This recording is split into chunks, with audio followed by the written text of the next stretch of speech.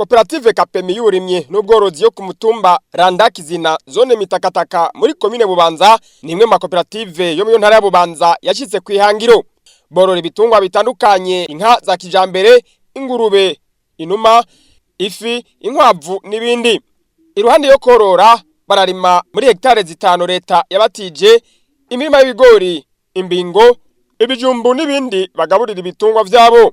Mu gihe hari amakoperative atangura gaca homba, urongo iyo koperative aramenyesha kabijya bagize kugira ngo bashike kwihangiro. Twatanguye twiyunga dukotiza buri kwezi hanyuma mu nyuma ca twegera abo dusahiriza amabanki.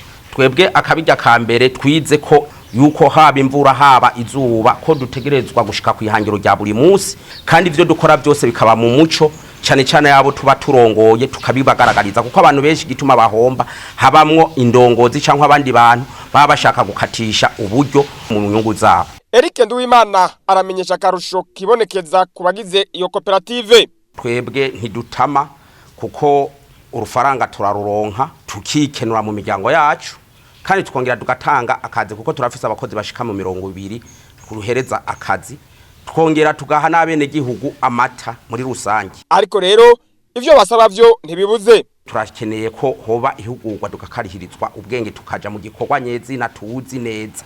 Leta turayisaba ko bo tugwiriza nkuko turi ku kivi bakaturonsa amaraso mashasha y'ingurube kuko ziriho n'inkwavu kugira ngo tubandanye tworora duteri tuje imbere, kuko nka koperative yacu twaramaze kwiyunga n'umubanyi ngaha ariko arayashaka kugira societe ihingura amata, ariko arubaka kugira ngo umwimbu wacu abakiriya rimwe na rimwe usanga bavuze ngo babuzeho bayajana tuyahingure akuri igihugu cyose afisa kanovera. Aho rero turatera inkunga leta ko bodufasha mu kugira extension inyubakwa ntizikwiye. Mu gihe umukuru w'igihugu Evariste Ndayishimiye yagendeye iyo koperative muri ntwarane mu 2024, urirongoye arashima ko ivyo bamusavye babibaronkeje. Kizigenza ikintu twamusavye barakituronkeje, yaraturonkeje itongo. Turizeye ko nibindi nkuko mwe mwatugendeye ijwi rishobora gushika kure ko bazobandanya batuba hafi baduhe n'ivyo bindi twifuza, kuko nta financement dufise, nta bandi bantu baraza nk'amasosiyete yigenga kudusahiriza ko ibi bikorwa tumaze kugerako. Kizigenza angendeye navyakiriye neza cane nk'umu entrepreneur, kuko hariho benshi bataronka iryo bakwe.